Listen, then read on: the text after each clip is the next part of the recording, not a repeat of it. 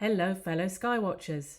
In this video I'm going to discuss the publication in the mainstream media of two articles about solar geoengineering experiments about to get approval in the UK. The stories caused a bit of a furore and suddenly a large number of people are reacting. The Advanced Research and Invention Agency, or ARIA, is a government body with about £57 million available to fund solar geoengineering programmes in the UK and abroad. The initiative will make the UK one of the world's biggest funders of geoengineering, and it will enable official outdoor experiments to take place for the first time. When they've been planned previously, they've been shelved due to public outcry. This isn't actually news. I've been trying to raise awareness of this research programme and another one in a personal capacity wherever I can and via my first Skywatch video for some time now. There's been very little reaction, neither from those new to the subject of geoengineering nor from those who have been aware of it for a very long time. Nor is it the first time the mainstream media have covered news of this research. An article by the BBC in July 2024 and one by the New York Times in September 2024 covered the story and in much more detail than these two new articles do. The news story is that the ARIA team have now allocated the funding and are about to approve the Lucky project shortly so that the experiments can begin. Now that people are starting to notice that there's a problem with geoengineering, overt or covert, there seems to be a lot of confusion about what to do. So in this short video, I'm going to try to clarify where we are and to make some suggestions about what we can do in response. The first thing to say is that the ARIA research is not an admission of anything. The situation regarding covert weather modification remains exactly the same. The official position is still that nothing is going on in the skies or with the weather. Neither the government, the Civil Aviation Authority, the aviation industry, the weather people, or any of the other sectors involved have changed their position on this. What the research story does indicate is a big shift in approach by all those who support geoengineering, and this is important. As I suggested in the first video, the next step they want to take is to make geoengineering overt, worldwide and ongoing, having persuaded the public it's necessary because of climate change. If you think about that, it makes sense. You can only have continuous grey skies, even in Britain, and a permanently geoengineered planet if the 67 million or 8 billion people who live here go along with it. So this is effectively a test of public consent. Now let's take a look at the way these two articles have covered the issue. The details and what's not said are quite revealing. The Guardian article doesn't mention the substances involved, which is quite peculiar. It just refers to tiny aerosol particles. What of? What could they be? Our old friend, that BBC article from last year that featured in the last video, can help us out here. Of course, the main substance involved in solar radiation management is sulfur dioxide. The substance that ironically is used as a justification for clean air schemes, making us pay extra charges or buy new vehicles in order to be allowed to drive in cities. There are of course other substances involved in geoengineering which I don't have time to go into here. You can find out more about that from places such as geoengineeringwatch.com and the documentary The Dimming. The Telegraph article is behind a paywall, but I'm going to put the relevant parts of it into screenshots so we can have a look at them more closely. ARIA Programme Director Mark Symes is keen to stress that all the projects that will be funded by our money will be safe by design. Everything we do is going to be safe by design, he says, as you can see here. He also says we won't be funding the release of any toxic substances to the environment. Now, this simply can't be true. Or to be very precise, if the levels of sulfur dioxide are so small as to not matter in very small scale experiments, that doesn't really guarantee anything, because the whole point of dimming the sun, or cooling the planet, if you want to put it in those terms, is that it only works if it's on a big scale. Necessarily, the use of chemicals has to be extensive. I don't have a figure for how much could possibly be involved. I'm not sure a reliable calculation even exists, but just to give you an idea, volcanic explosions are often cited as a natural model for solar radiation management. And when, in 1991, Mount Pinatubo in the Philippines erupted, it ejected 10 million tonnes of sulfur into the atmosphere. So that's millions of tonnes for one short-term bit of sun dimming in one place. Neither the Guardian article nor the Telegraph mention this, nor do they mention the destruction of the ozone layer, another common concern about solar radiation management. The description of the research programme on the ARIA website itself doesn't mention any of this either. I even checked the supposedly techie document and could find no details of what's involved other than this phrase that it would be about safe and transparent outdoor experiments. In short, it's clear that we are having the wool pulled over our eyes. A sleight of hand is in progress whereby the public are being asked to accept something small and harmless while actually being led down a path which leads to something very big and probably not harmless at all. When I say being asked, that's not quite right. None of us have actually been asked. Even without considering the impact of the substances used on the environment, this is an experiment which explicitly requires that we do without sunlight, or considerably less sunlight, which of course is the source of light and life on Earth, a major factor in our health and well-being and in our ability to grow food. This is mad. When I was little, I had a picture book of mad scientists, page after page of lone individuals working obsessively with contraptions and test tubes in dark rooms. I can't remember anything more about this book except that it fascinated me in a kind of lurid way, and it gave me a very bad feeling. And this is effectively what we're looking at here, mad science.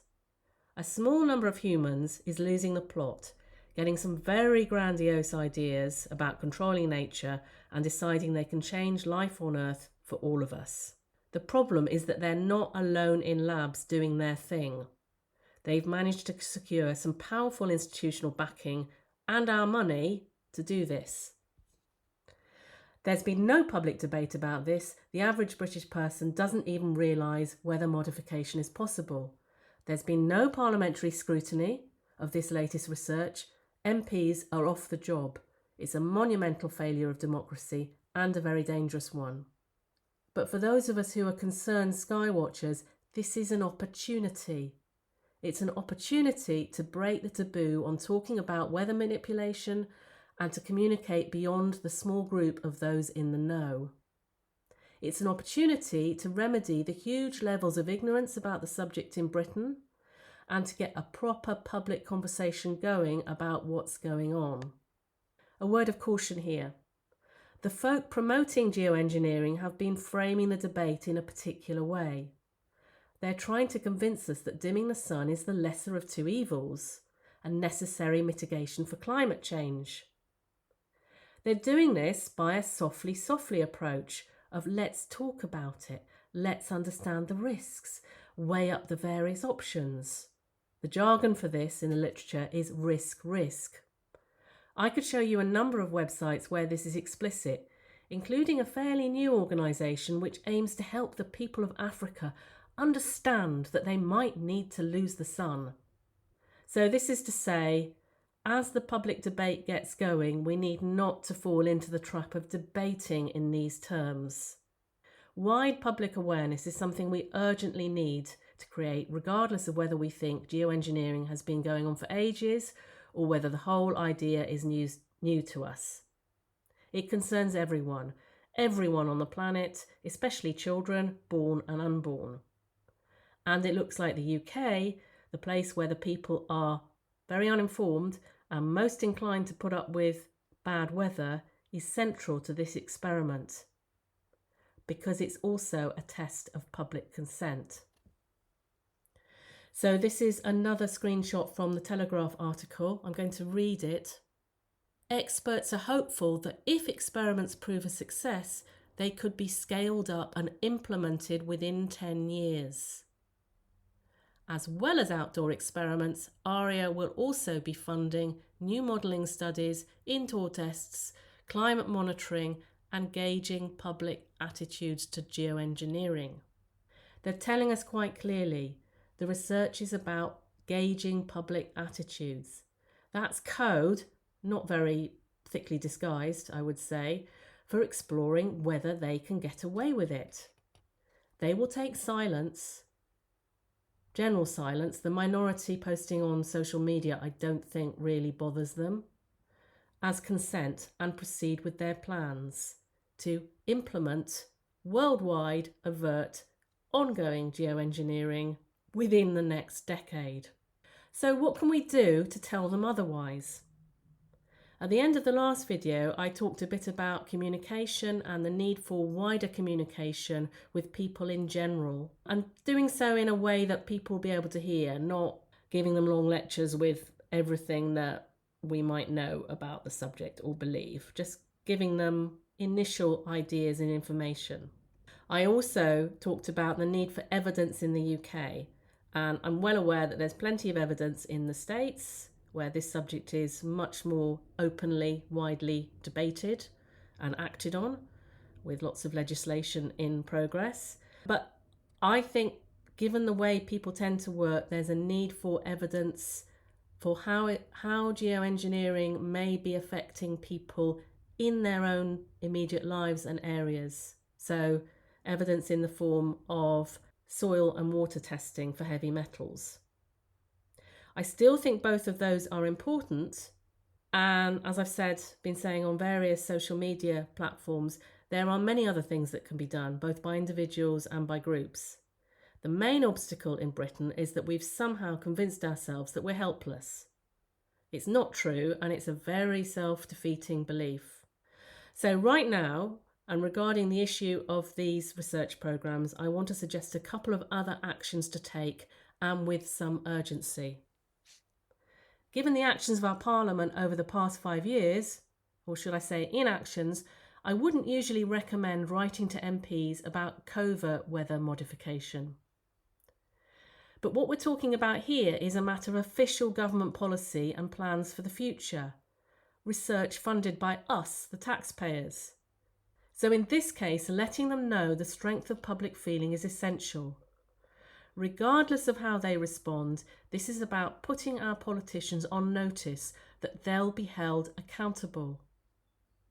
Even when they don't like what they're hearing, MPs do take notice when they get an inbox full of angry emails. Writing an email doesn't have to take long, and I'm going to put some pointers on the screen. There's a couple of key things to remember. One is to give your address and postcode, probably at the top of the email, to let your MP know that you are a constituent and not a campaigner. As such, they have an obligation to reply to you. The other is that MPs are really busy, they get a huge amount of correspondence, so it's worth keeping your communication short. They don't need lots of background information. And it's best to use your own words. MPs get lots of campaigning emails based on templates from campaigning organisations, and they tend to give them less weight than a personal email written by a constituent. So on the screen now is a list of points that you may include in an email to your MP. After the first point, where you obviously introduce the topic and perhaps refer to the news articles, they can be in any order. You might not want to include all of them. You might want to add other pieces of information or examples.